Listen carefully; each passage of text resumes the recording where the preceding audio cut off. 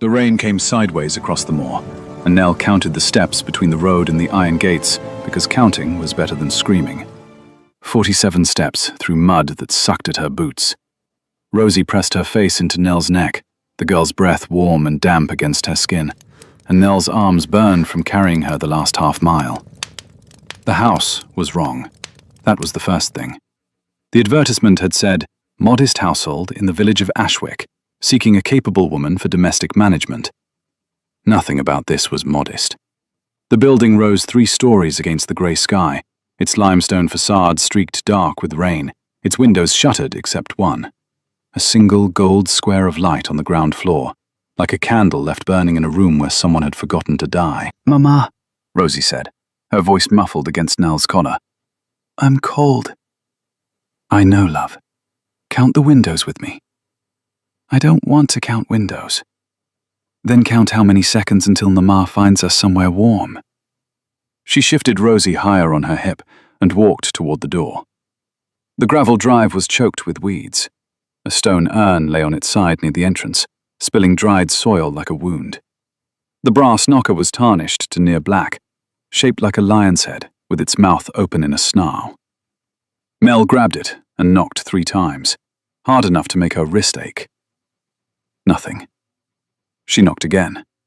The rain ran down the back of her cloak, cold as creek water, finding the gap between her collar and her neck. Rosie whimpered. "Right," Nell muttered. She tried the handle. The door was unlocked. She pushed it open. The entrance hall was vast and dark and smelled of cold stone and old smoke. A staircase climbed into shadow. A chandelier hung overhead, its crystals dulled with dust. The only light came from a doorway to the left, that single gold glow she had seen from outside, spilling across the marble floor like something that had escaped. Nell stepped inside. Her boots left mud prints on the white stone, and she did not apologize for them. "Who the devil are you?"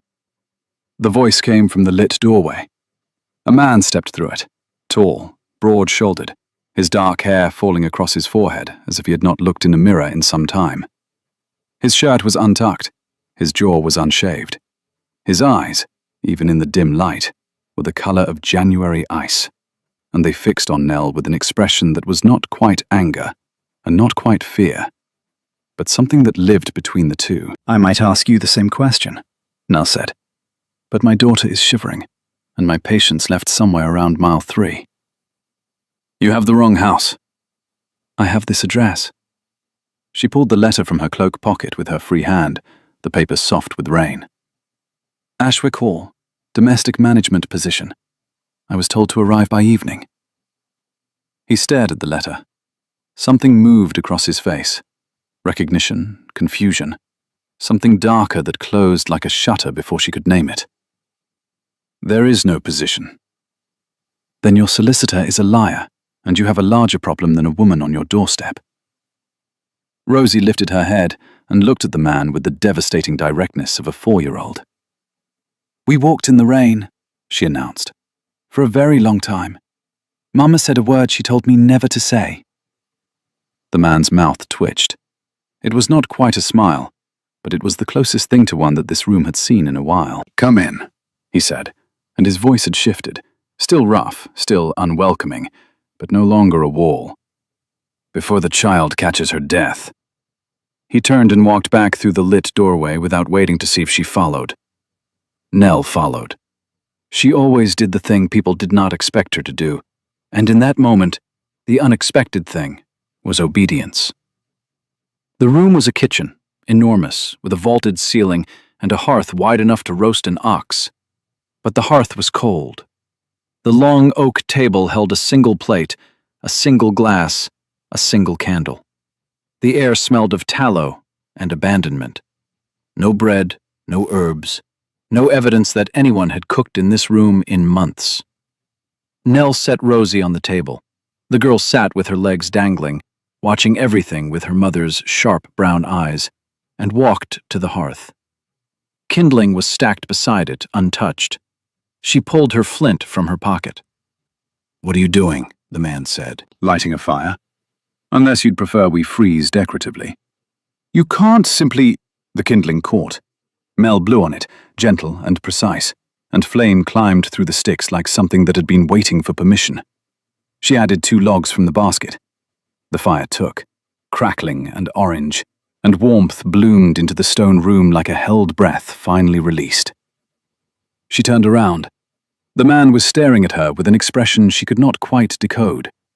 His hands were at his sides, fingers curled loosely, as if he had been about to reach for something and changed his mind.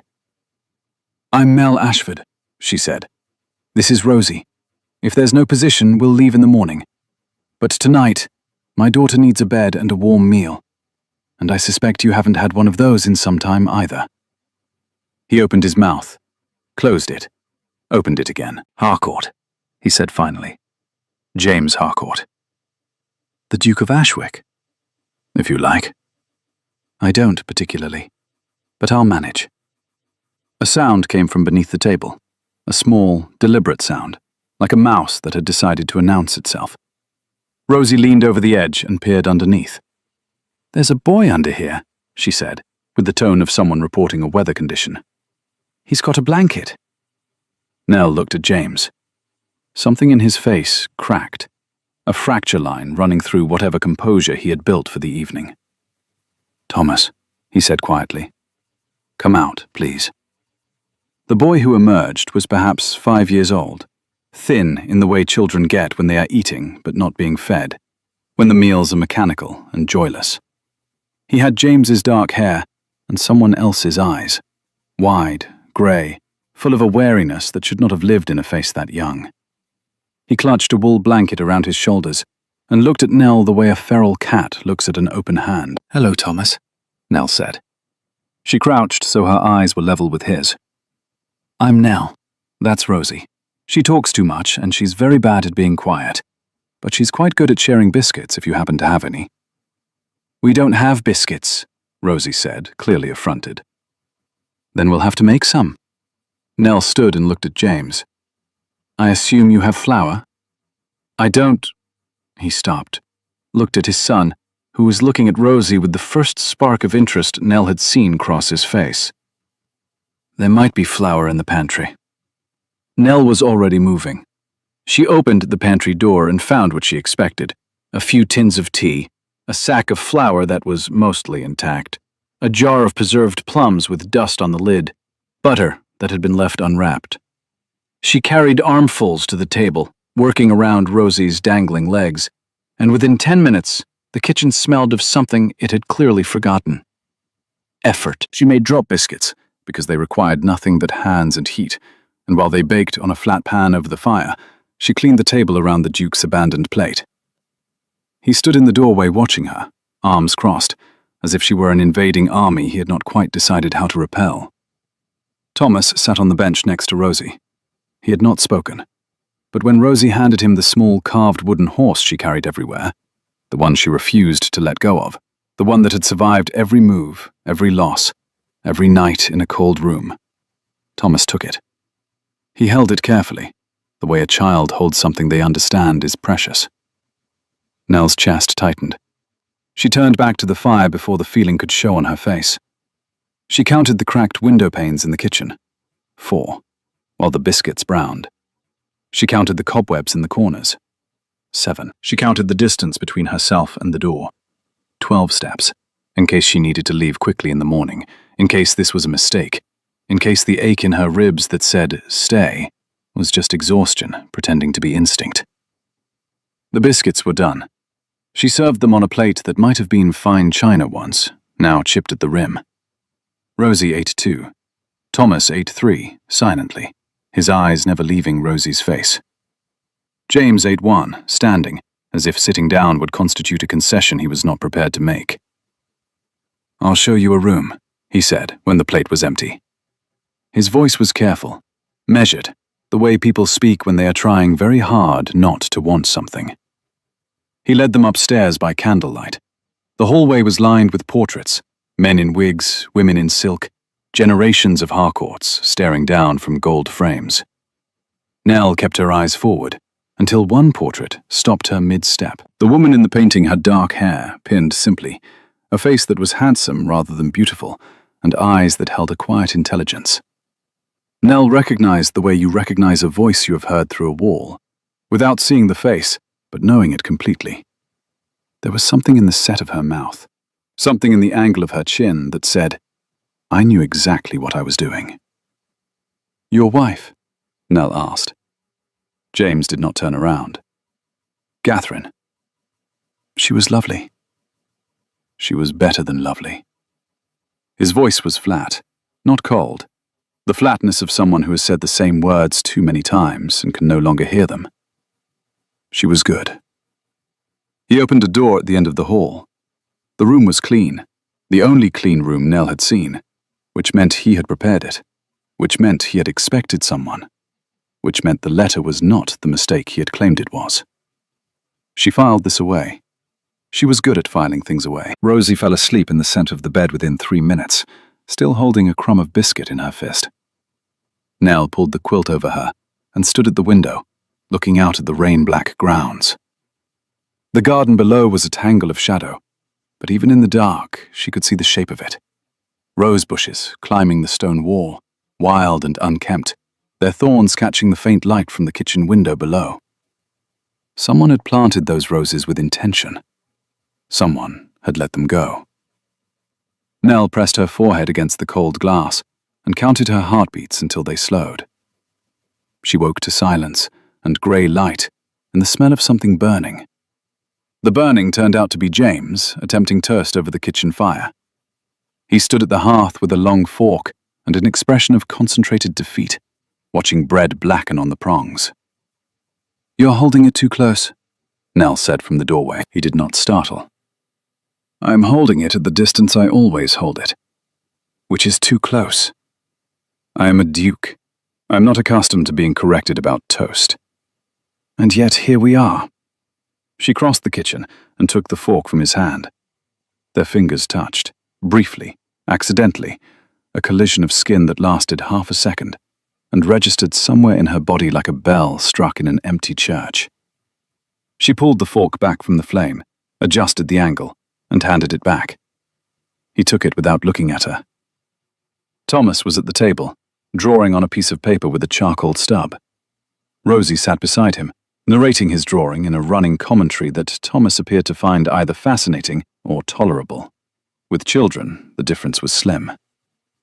We'll leave after breakfast, Nell said. She poured water from the pitcher into a pot and set it to boil. If you could point me toward the village, I'll ask at the posting house. Thomas spoke this morning. Nell's hands stilled on the pot. He hasn't spoken, James said, his voice stripped of everything except the fact. Since his mother died. 8 months. The physician said it might never. He stopped, swallowed. This morning he asked your daughter if she wanted to see the horses. Nell looked at Thomas, who was drawing a horse, or something that intended to be a horse in the philosophical sense. Rosie leaned over and added what appeared to be wings. That's not, Thomas began, then pressed his lips together, as if the words had escaped before he had authorized them. It's a flying horse, Rosie said firmly. All the best horses fly. Thomas considered this. Then he drew wings on the next horse too. Nell turned back to James. He was looking at his son with an expression that hurt to witness. A man seeing sunlight after 8 months of cloud and not quite trusting it to last. Stay, he said. 1 week. I'll pay you a proper wage. I don't need your it isn't charity. His jaw tightened. It's desperation, Mrs. Ashford.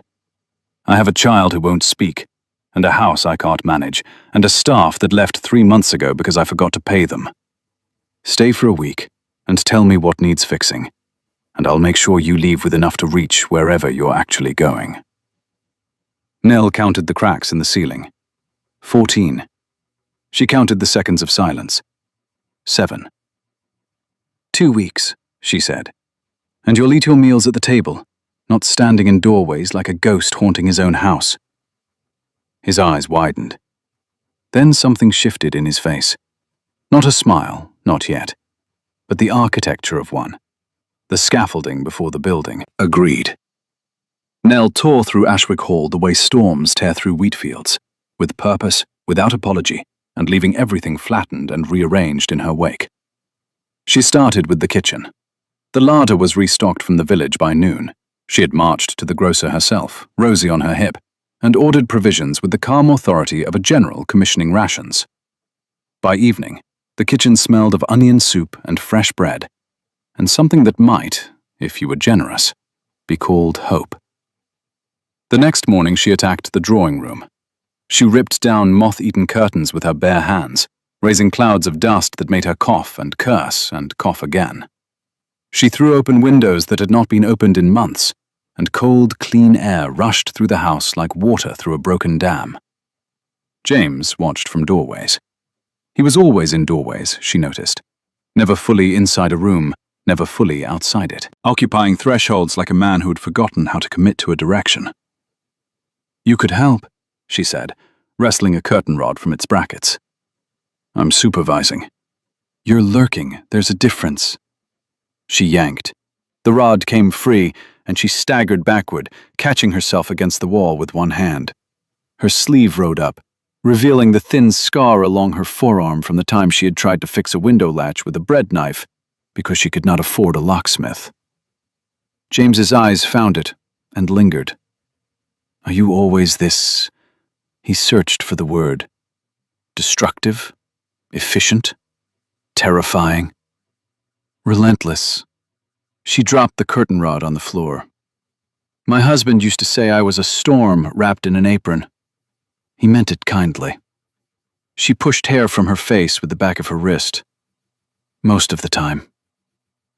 The garden was next. She found the rose wall on her second day, an entire south-facing stone wall covered in climbing roses that had grown wild, their canes thick as her thumb, their thorns catching at her sleeves. Someone had planted them with care. The variety was consistent, the spacing deliberate. But they had not been pruned in at least a year, and the wall was half hidden behind a curtain of tangled green. "Your wife planted these," Nell said, not a question. James stood at the garden gate, his hands in his pockets, his shoulders carrying something heavier than his coat. "Catherine loved roses. She said they were the only flower that demanded you bleed for them." "Sensible woman." Nell pulled on leather gloves she had found in the potting shed and began cutting back the dead wood. The thorns snagged her sleeves. She did not care.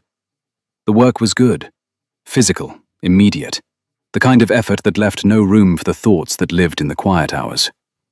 Cut, strip, pile. Cut, strip, pile. The rhythm was a heartbeat. The roses beneath the overgrowth were healthy, green, waiting. Rosie and Thomas played in the grass behind her, safe in the walled garden, their laughter rising and falling like birdsong. Thomas was talking now, not freely, not easily, but in small sentences that grew a little longer each day. "Rosie, look. That's a worm. Your horse can't fly. It doesn't have proper wings." Rosie corrected his physics with the patience of a saint and the logic of a hurricane. Nell smiled with her back turned so no one would see. And the fourth evening, she was shelving books in the library, because the library was a disaster. Books stacked on chairs and windowsills, and one precarious tower in the corner that reached her shoulder, when she found the carved wooden horse. Not Rosie's horse, a second one. It sat on the mantelpiece behind a row of leather-bound volumes, hidden as if it had been placed there deliberately, and then deliberately forgotten. The same size, the same crude but careful carving, the same nick in the left ear where the knife had slipped. The same horse. Nell's hands went still. She picked it up and turned it in her fingers, and the years folded like paper.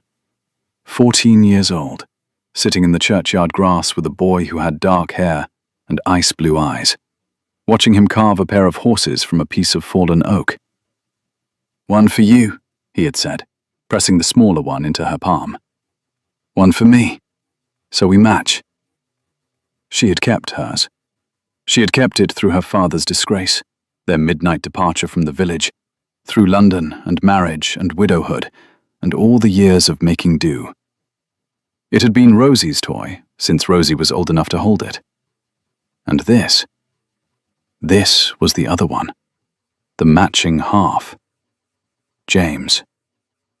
She put the horse back on the mantelpiece with hands that trembled. She stood in the library, where the dust motes turned gold in the last light, and she breathed.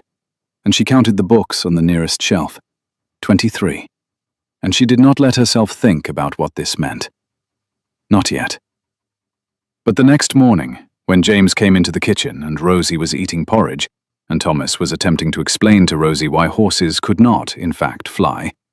"They're too heavy. It's simple mathematics."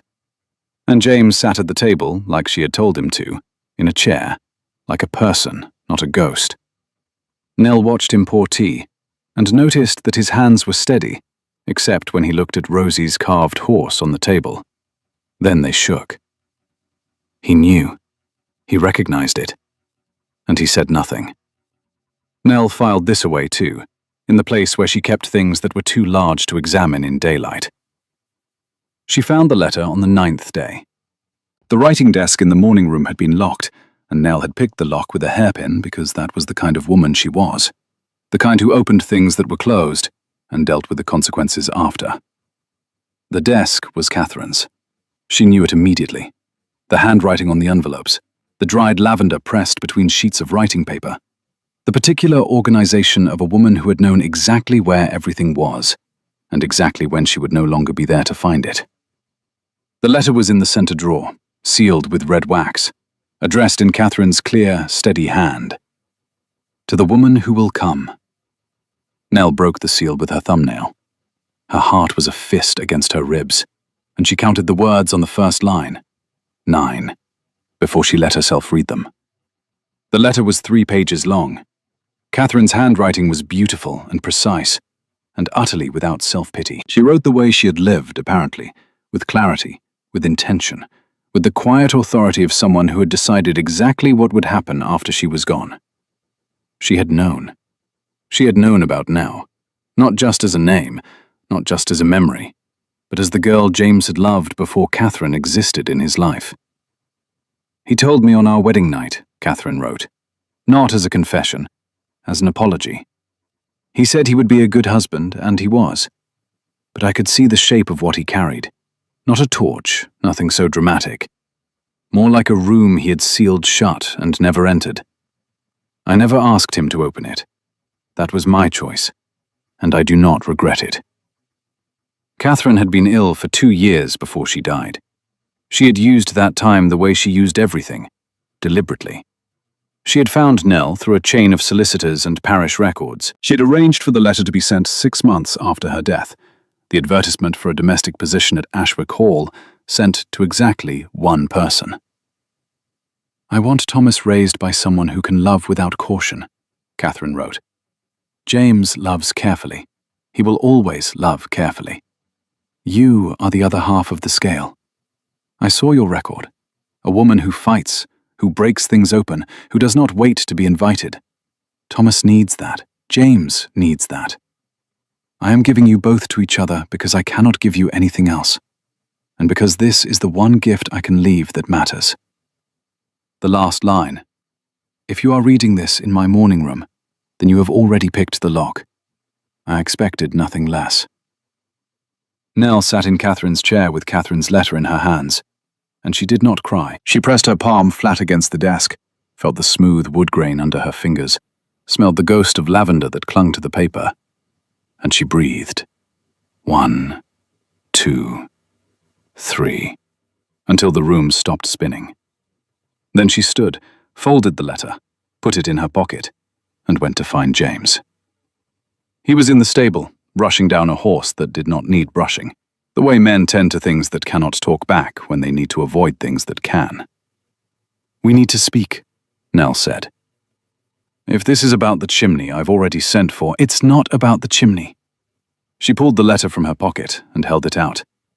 He looked at it the way a man looks at a loaded pistol, with full understanding of what it was, and no desire whatsoever to touch it. "Catherine wrote this," Nell said. "She left it in her desk. She addressed it to the woman who will come. She meant me." James took the letter. She watched his eyes move across the first page, watched the color leave his face the way tide leaves sand, slowly, completely, exposing everything beneath. His hand found the stable wall. He held it the way a sailor holds a mast, not for comfort, but against capsizing. "She planned this," he said. His voice was barely a voice. "She arranged for you two. She arranged everything. The solicitor, the advertisement, the timing." Nell's voice was steady, because if it was not, she would break something, and the only thing within reach was the truth. "She knew who I was. She knew who I was to you. I didn't know you were Eleanor, from the village, the vicar's daughter. You said your name was Ashford. It is Ashford. I married. I thought you were." He stopped. "I carved you a horse. I know. Rosie has it." The silence that followed was the loudest thing Nell had ever heard. It filled the stable the way smoke fills a room. Slowly, then all at once, pressing against the walls, making it hard to breathe.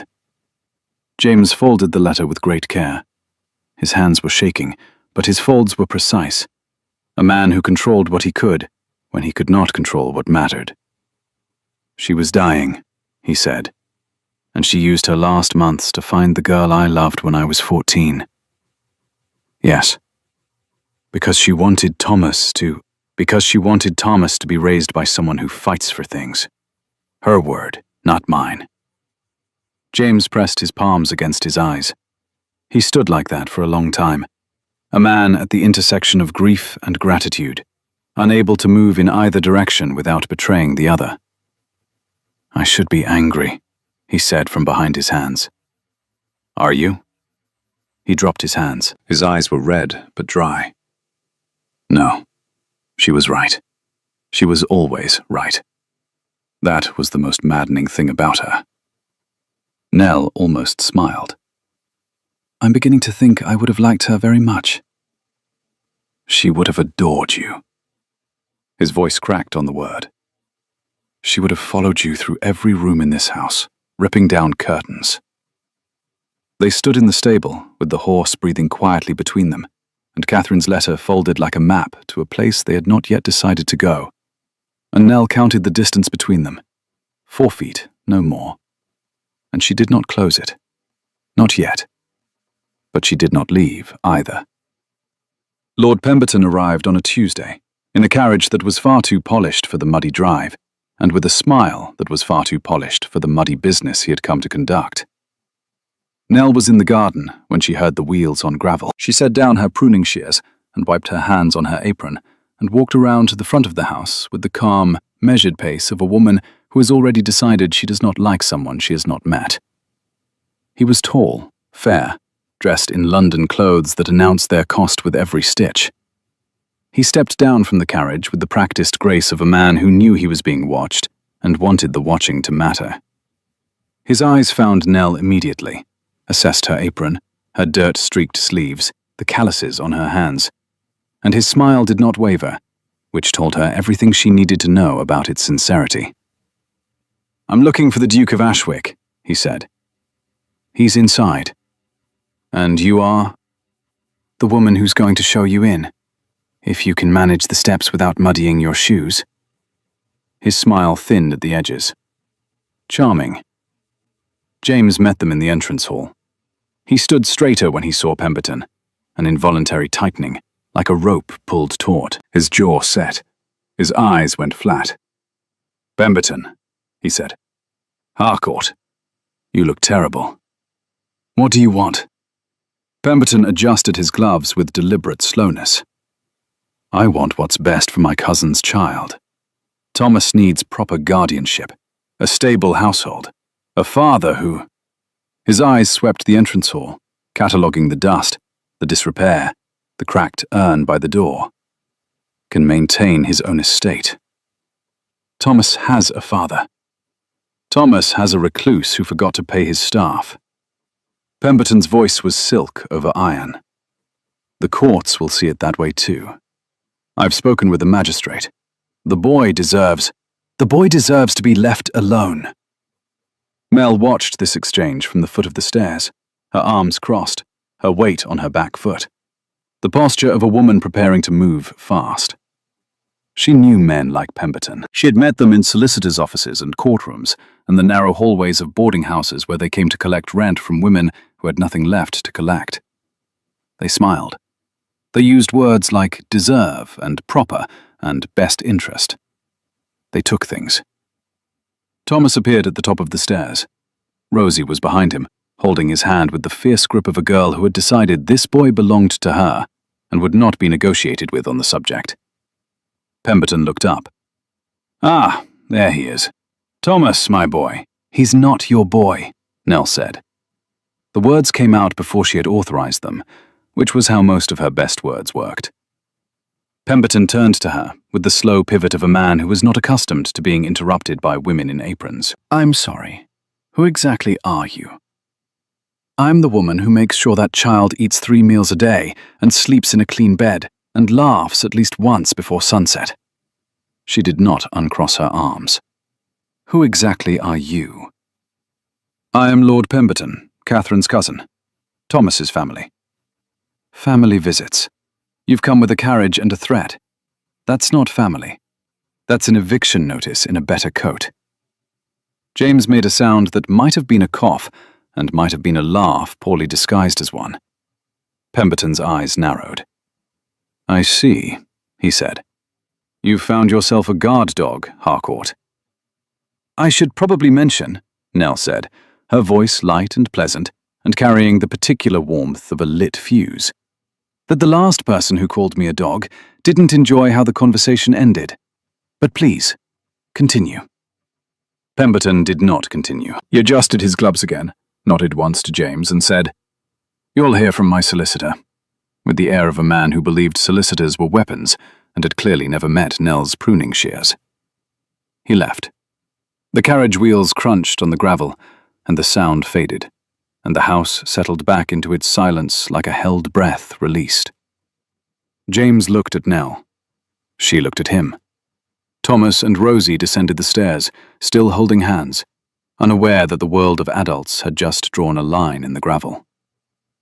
"A guard dog," James said. "I've been called worse. At least dogs are loyal." "You didn't have to." "Yes, I did." She uncrossed her arms. Her hands were shaking, but only if you looked closely, and she did not intend for anyone to look closely. "That man wants Thomas like a landlord wants a building. For the deed, not the walls. I've seen it before."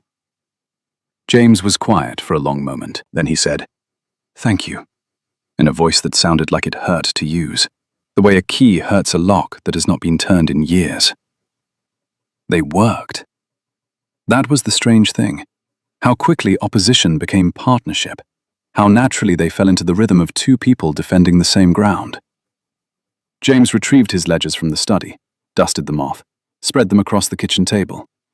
Nell sat across from him and read the accounts with the trained eye of a woman who had balanced household budgets on the edge of nothing for years. "You're hemorrhaging money," she said. "I'm aware. The roof repairs alone, you've been overcharged by 40%. This builder is either incompetent or stealing from you." "Possibly both." "Definitely both." She turned a page. "And your solicitor, the one Catherine used, is he still retained?" "Mr. Whitmore, yes." "Then we write to him tonight. Pemberton's claim requires evidence of negligence. We make sure there's none to find." James leaned forward on his elbows. The candlelight caught the planes of his face, and Nell noticed, really noticed, the shadows under his eyes, the fine lines at the corners of his mouth, the grey that had begun at his temples like frost on a window. He looked like a man who had aged 5 years in one, and was only now beginning to realize he might stop. "You don't have to do this," he said. "Pemberton is my problem." Pemberton became my problem the moment he looked at Thomas like a line item in a ledger. I don't abandon my problems. It's a character flaw, ask anyone. She handed him a cup of tea without being asked, which meant she had made it while she was reading, which meant some part of her had been tracking his movements. When he sat, when he shifted, when his cup went empty, without her conscious permission. He noticed. His fingers closed around the cup, and his eyes held hers for a beat longer than tea required. They worked until the candle burned low and the fire had settled into embers. The children were long asleep upstairs. The house was quiet, in the way old houses are at night. Not silent, but full of small sounds, settling beams and wind in chimney flues, and the particular creak of a building that has been standing so long it speaks its own language. Nell gathered the papers into a stack. Her hand brushed his on the table's surface, and neither of them moved. The touch was a question neither of them answered. Warm skin on warm skin, the backs of their fingers barely meeting, existing in the space between accident and intention, where the most honest things lived. "Good night, Mrs. Ashford," James said, and his voice was rougher than it had been. "Good night, Your Grace," she said, and hers was no steadier. The garden became their country, the neutral ground where neither had to pretend and both could breathe.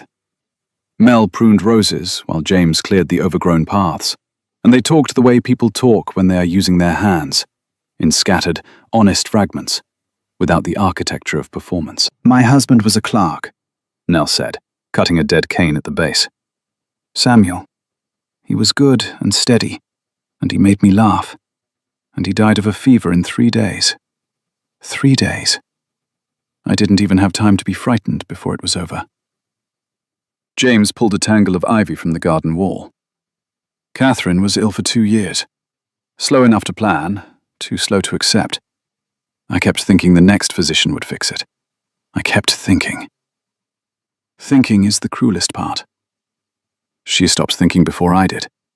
She started planning instead." He dropped the ivy on the pile. "I should have planned with her. Instead, I sat in the library and read the same page of a book I can't even name for the better part of a year." Nell looked at him through the lattice of rose canes, thorns between them like a metaphor neither of them needed to name. "Samuel was a good man, and I loved him honestly. But he was not—" She stopped, cut another cane. "He was not what I'd imagined when I was young enough to imagine." "What did you imagine?" She was not going to say, "you." She was not going to say a boy in a churchyard carving horses from oak. She was not going to look at his hands, scarred now and capable, and gripping an armful of ivy, and remember them at 14, gentle on wood, shaping something small and permanent and meant for her. "Someone reckless," she said. "Someone who broke things open." "You are describing yourself." "I know. Isn't that terrible?" He smiled. It was the first real smile she had seen from him. Not the scaffolding of one, not the effort of one, but the thing itself, breaking across his face like dawn breaking over water. And she had to look away because the sight of it did something to the cavity behind her ribs that she was not ready to name. The children appeared at the garden gate. Thomas was carrying a book. Rosie was carrying a worm. "Mama, look! It's enormous!" "That's very impressive, love. Thomas, what are you reading?" "A book about horses." He held it up. "Real horses, not the flying kind." "A reasonable distinction," James said. "I disagree," Rosie said, putting the worm in her pocket. "But you're welcome to your opinion." Nell caught James's eye and saw it there. The thing she had been avoiding. The thing she had been counting around. The thing that lived in the space between 4 feet and 0. Amusement. Warmth. An ache that had nothing to do with grief, and everything to do with the present tense. She turned back to the roses, and cut until her arms hurt. The evening shifted something. Nell was reading to the children in the library, a story about a knight and a dragon that Rosie found insufficiently exciting, and Thomas found insufficiently accurate, when she looked up and found James in the doorway. Again. Always the doorway.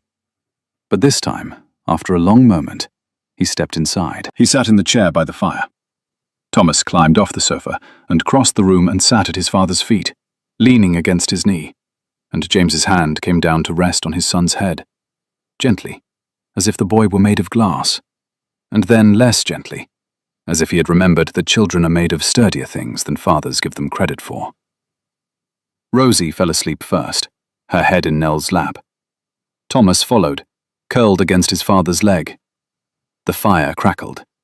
The room smelled of old books and wood smoke, and the particular warmth that happens when a cold room has been occupied long enough to forget it was ever empty.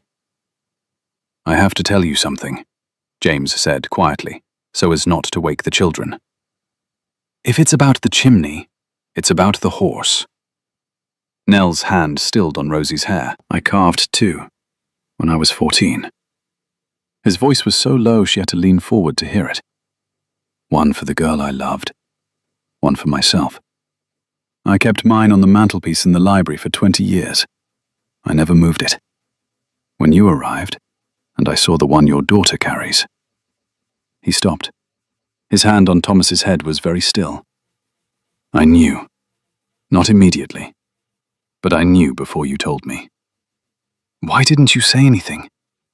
"Because I was afraid that if I named it, you would leave. And I had only just—" He looked at the fire. "I had only just begun to feel as though the house was inhabited again." Mel counted the books on the shelf behind his head. 23. The same 23 she had counted days ago. Nothing had changed in the room, except everything. "I should probably mention," she said, and her voice was lighter than she felt, "that I'm not very good at leaving places where people need me. It's another character flaw. I'm collecting them." A knock at the front door shattered the silence like a stone through glass. James was on his feet instantly, Thomas stirring against his leg. Nell lifted Rosie, settling the girl against her shoulder, and followed him to the hall. A man stood on the doorstep, thin, officious, carrying a leather case that might as well have had "solicitor" stamped across it in brass. "Lord Pemberton sends his regards," the man said, producing a folded document. "You have 14 days to respond." James took the paper. The man left. The door closed. The hallway was cold again.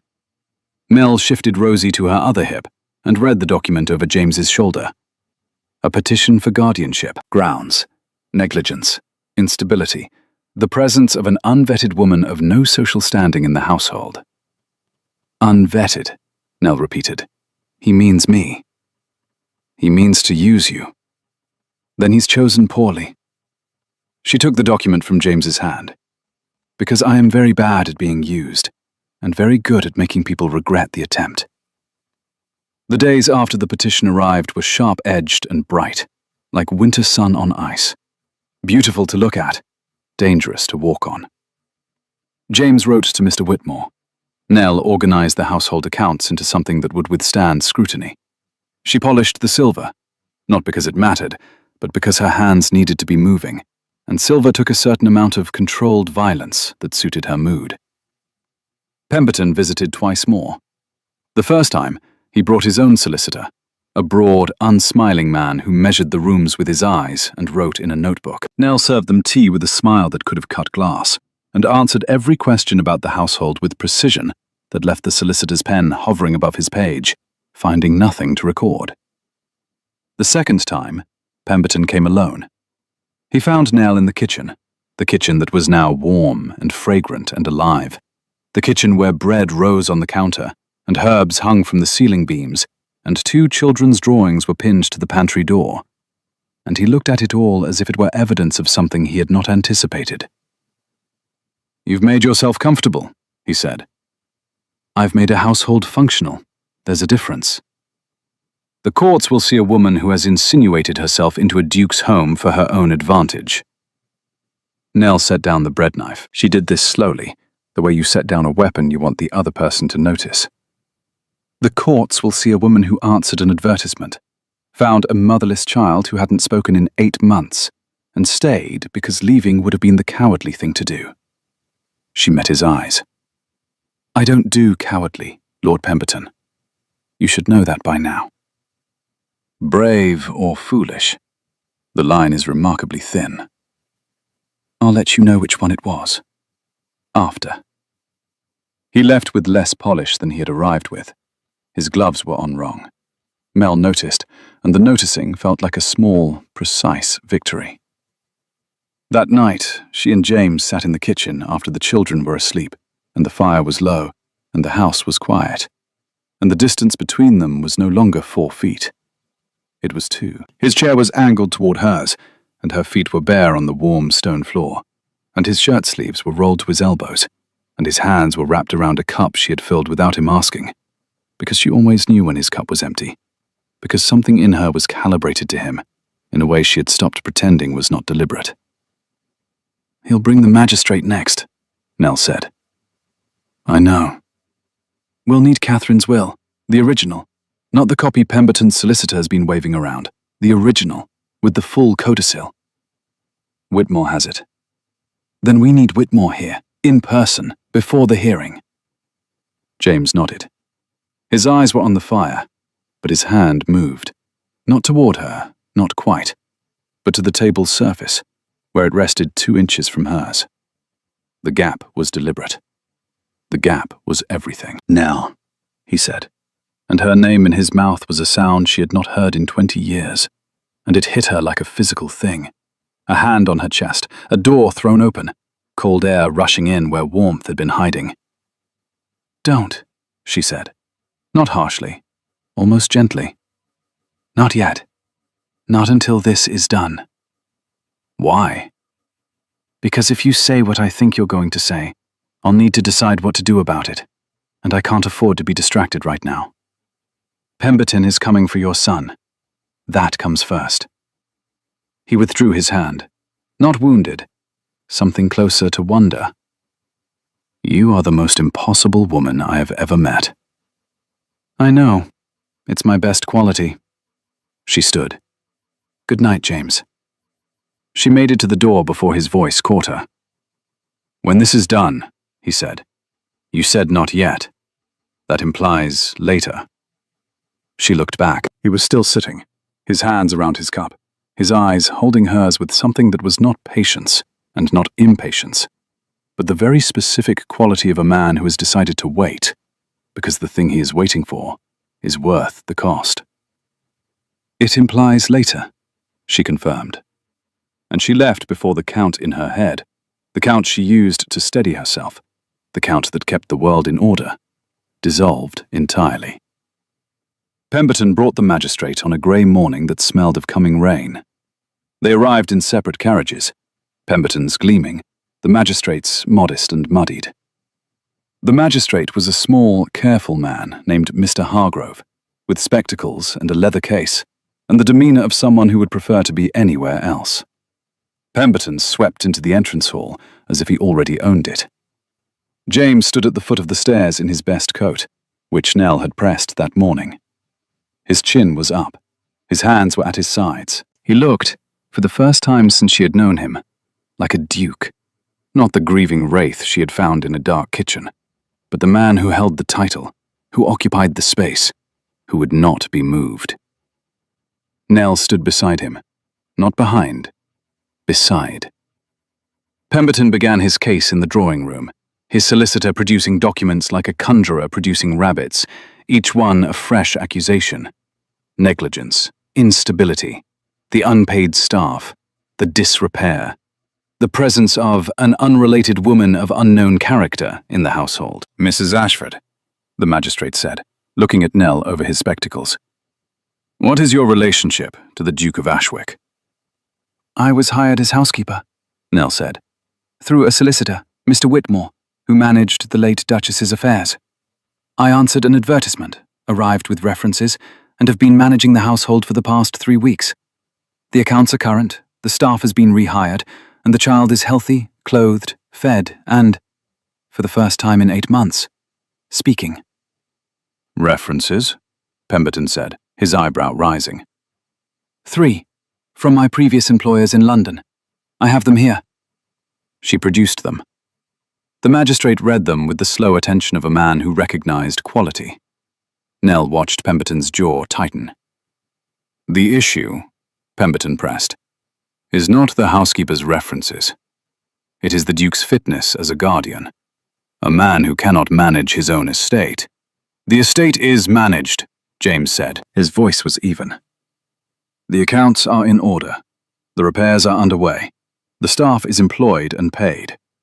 If Lord Pemberton has specific concerns, I invite him to present them with evidence rather than implication. The room shifted. The magistrate looked between them, the Duke, who was standing straight, the woman beside him, who was standing straighter, the Lord across the table, whose case was softening like wet paper. Pemberton played his final card with the confidence of a man who did not know it was a losing hand. The fact remains that this woman has no standing, no legal connection to the child, and no authority in this house. Her presence is inappropriate, and her influence on the boy is, at best, questionable. James stepped forward. His hand found the back of a chair, and he gripped it, not for support, but to anchor himself, to hold his body in the room when his voice wanted to carry him somewhere else entirely. I intend to marry Mrs. Ashford. The room went very still. Nell's breath left her. Not with a gasp, with a quiet, controlled exit, as if her lungs had decided independently that the air in this room was no longer adequate. She looked at James. He was not looking at her. He was looking at the magistrate, with the fixed intensity of a man who has just detonated something, and is watching to see where the pieces land. I have loved this woman since I was 14 years old, he said. His voice was steady and wrecked at the same time, like a building that has survived the storm, but shows every mark of the wind. I loved her across 20 years, and am married to a woman who was good enough to know it, and generous enough to forgive it, and brave enough to bring her back to me from beyond the grave. I am done being quiet about it. I am done standing in doorways. I will marry her. She will be Thomas's mother in every way the law can recognize, and Lord Pemberton will have no further ground to stand on. The silence lasted 4 seconds. Nell counted. Then she spoke. If you think, she said, turning to face James with the full force of a woman who has just been handed an explosion she did not authorize, that I'm going to swoon and say yes because you finally remembered how to use a complete sentence. He looked at her. His eyes were bright and terrified, and absolutely certain, which was an impossible combination. And yet, Nell crossed the room. 3 steps. She grabbed his lapels, both fists, silk and wool, and the warmth of his chest beneath, and she pulled him toward her until their faces were inches apart. I'll marry you, she said, but not because you asked, because I've decided. She kissed him. In the drawing room, in front of the magistrate and Lord Pemberton, and the solicitor with the leather case, and the portrait of Catherine on the wall behind them, whose painted eyes, in the shifting light, appeared to be smiling. The kiss was not careful. It was not measured. It was the kind of kiss that burns from both ends, like a door thrown open so hard it breaks the hinges. His hands found her waist and pulled her closer, and her hands stayed on his lapels, and for a count of 7 heartbeats, she counted, she always counted. The world outside this room did not exist. When she pulled back, the magistrate was cleaning his spectacles with a handkerchief, and Pemberton's face had achieved a shade of white that Nell found deeply satisfying. Well, the magistrate said, I believe that addresses the question of domestic stability.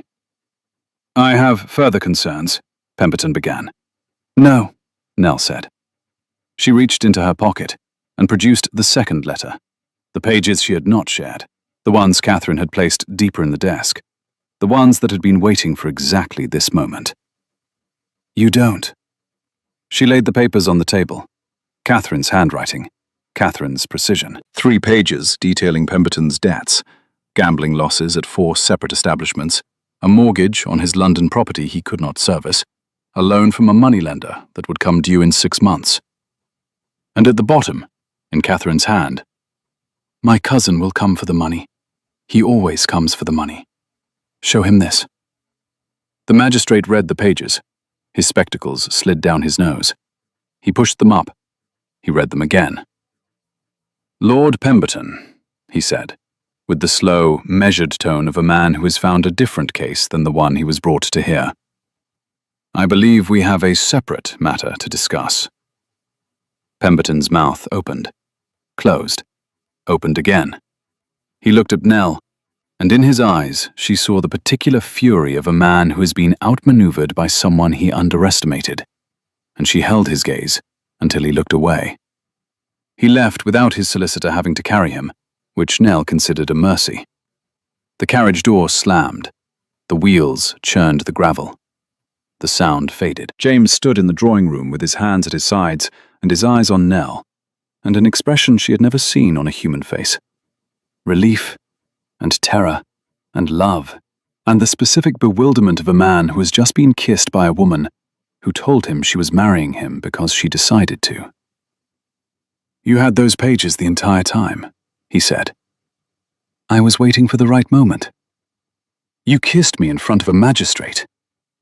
I should probably mention that I don't have a plan for what happens after this. I very rarely do." She straightened his lapels, which were crushed from where she had grabbed them. "But I'm told that's part of my charm." He caught her hand, held it. Not the accidental brush of fingers on a table, not the almost touch of the kitchen, but a deliberate, full-handed grip that said, "I am not letting go." "You are the most terrifying woman in England," he said. "Only England? I was aiming for the continent." He laughed. It was a broken, beautiful sound, and it filled the drawing room the way light fills a window. Suddenly, completely, as if it had always been waiting on the other side. They married on a Thursday, in the village church, with the vicar reading too fast and Rosie scattering wild flowers down the aisle with the indiscriminate enthusiasm of a child who has been given petals and a mission. Thomas stood at his father's side, holding the rings on a cushion, his back straight and his face solemn, and his eyes bright with the particular pride of a boy who has been trusted with something important. Nell wore a dress she had made herself, ivory muslin with a ribbon at the waist, and she walked down the aisle alone, because she had always walked alone, and saw no reason to pretend otherwise on the one day it mattered most. But that is not the story. The story is what came after. 6 months later, the kitchen at Ashwick Hall was a different country. Bread rose on the counter in a bowl that Nell had bought at the village market. Herbs hung from the ceiling beams. Thyme, rosemary, lavender that Catherine had planted, and Nell had dried and strung, because some gifts are meant to be carried forward. The table held 4 plates, 4 glasses, 4 sets of cutlery laid out by Thomas, who had taken it upon himself to set the table each evening with the geometric precision of a boy who had inherited his mother's love of order. Rose jam cooled in jars on the windowsill, made from the climbing roses along the garden wall, pruned back to health, now blooming so fiercely that the south wall was a cascade of pink and white, and the bees came every morning like parishioners to church. Rosie sat on the floor with a book open on her knees, reading aloud to Thomas, who had graduated from horses to atlases, and was quietly correcting her pronunciation of Mediterranean. "It has 5 syllables, Rosie, not 3, with the weary patience of a 6-year-old who had accepted that his sister would always speak with more passion than accuracy. The carved wooden horse sat on the kitchen mantelpiece, both of them, side by side, after 20 years, the way they were made to be. James came through the kitchen door with mud on his boots and a smell of rain and cut grass clinging to his coat. He crossed to the stove, dipped a spoon into the rose jam, and tasted it. Nell swatted his hand. "That hasn't set." "It's perfect." "It's not set. You are impossible. And you are eating jam meant for the village fair." He kissed her forehead, a quick, domestic press of lips that was somehow more intimate than any grand declaration, because it was the kind of kiss that happened every day, the kind that required no occasion, the kind that existed purely because 2 people were standing close enough and loved each other enough, and had fought hard enough for a kitchen that was warm, and a house that was full, and a life that neither of them had planned, but both of them had chosen. "Papa!" Thomas called from the floor. "Rosie says the Mediterranean has 3 syllables. It has 5. I know, she won't listen." "She never does," James said, and looked at Nell, and his eyes said everything his voice did not need to. That the house was no longer grieving, that the doorways were no longer thresholds, that the roses were blooming, that the children were safe, that the life they had built in this kitchen was the life Catherine had imagined when she sealed that letter and trusted it to time. Nell counted the jars of rose jam on the windowsill. 7. She counted the drawings on the pantry door. 12. She counted the years she had carried a wooden horse in her pocket, waiting without knowing she was waiting. 20. She stopped counting. If this story stirred something in you, that ache of finding your way back to someone you thought you had lost, the courage it takes to walk into a house that is not yours and make it home, then perhaps you understand why I tell these stories by the fire. Because love is not only a feeling, it is a decision. It is a woman who grabs a man's lapels and says, "I have decided." It is a kitchen that was cold and is now full of bread and children and rose jam on the windowsill. If you felt that, tell me in the comments which moment caught you. Was it the horses, the letter, the kiss in front of the magistrate? I would love to know. And if you would like to sit by the fire again, subscribe, so the next story finds you.